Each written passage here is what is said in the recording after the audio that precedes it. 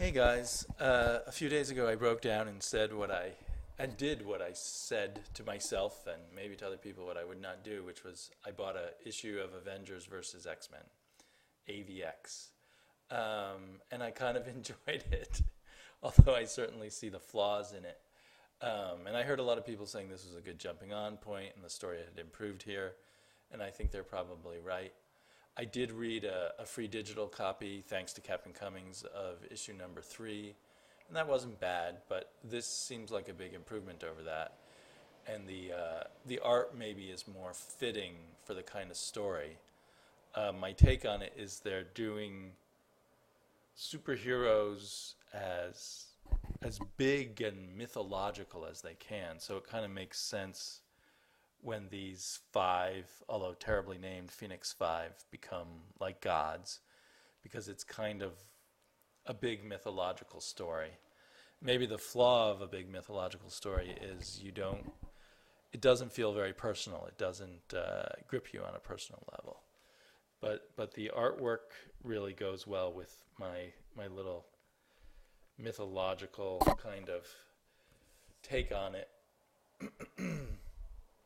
And so I find myself not liking the Avengers except for Black Panther, and particularly not liking Captain America. But the Avengers seem kind of soulless and aggressive, and there's Batman, and not very thoughtful about what they're doing. They just keep attacking. And the X-Men seem to not consider, the ramifications of everything. And they're the kind of arrogant gods who've let the power out of the box, or, Pandora's box or whatever, or Prometheus. And then near the end we got an interesting appearance of the Scarlet Witch, and I'm not sure what role she's going to play in this. I kind of gather at the end, this is a bit spoilerish, so at the end, Scott Summers says no more Avengers. The interesting thing is earlier we were shown a picture of the very first version of the Avengers. I think I already flashed past that. Seemingly being destroyed. Never find things. Oh, there they are. And it sort of shows, I think it's showing them being wiped out by the Phoenix Force.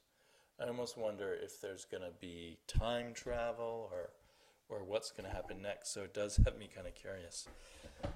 This kind of ruins my plans to get it all in trades. So now I have to decide whether I'll continue buying it or get it in trades. Along with my anti-big crossovers, I'm also anti-$4 issues. And this one was $4, but they sucked me in because it was $4, but it had 36 pages of art, plus the free digital download, plus a free download of something they call their Infinite comic, which is this thing that they had Mark Waid do, which is a little side story designed just for the iPad. Although you can view it on your computer for sure too. And it was pretty cool. It just gives us a little more of Scott Summers' current psychology as he tries to get in touch with his humanity that he feels slipping away. So it was pretty cool. Didn't add a whole lot, although it gave you a little more sympathy for Scott Summers. It does feel like once they blow these characters up into these mythical proportions, does it become harder to read them back down in a smaller, grittier world? And does it make it harder to have sympathy for them in general? Do they feel less human? I mean, one of the great original things about Marvel Comics is you could somehow feel the characters were more realistic. You felt they were more like you. But here, Captain America, Scott Summers, the other people with the Phoenix Force, they don't feel like me. So it's interesting to read, but it's sort of a little sad too. I think it was Captain Cummings made a very good point. How come these 5 people with the Phoenix Force don't have just a fifth of the power. It would be they would be a bit more interesting if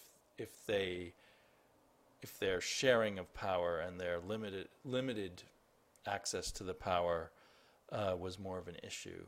And maybe more things will be explored in some of the side issues. So you can see how I'm starting to get sucked into this crossover that I did not want to get sucked into. Yeah, I do wonder, like, how are all the other X-Men relating to 5 of them becoming gods and being above them all? I mean, Cyclops is acting like a king, an emperor. And I haven't really followed the X-Men since Joss Whedon did them. So there may be a lot of aspects of what's going on in the X-Men that I do not know about at all. I mean, I know that there's been a conflict between Scott Summers and Wolverine and the whole schism kind of thing, but I haven't actually read it. So anyway, I guess I shouldn't have picked this up because it may be sucking me back in. I may stand firm and wait for some trades. It was kind of fun to read this with the supplementary digital material and everything because I kind of dig the digital thing.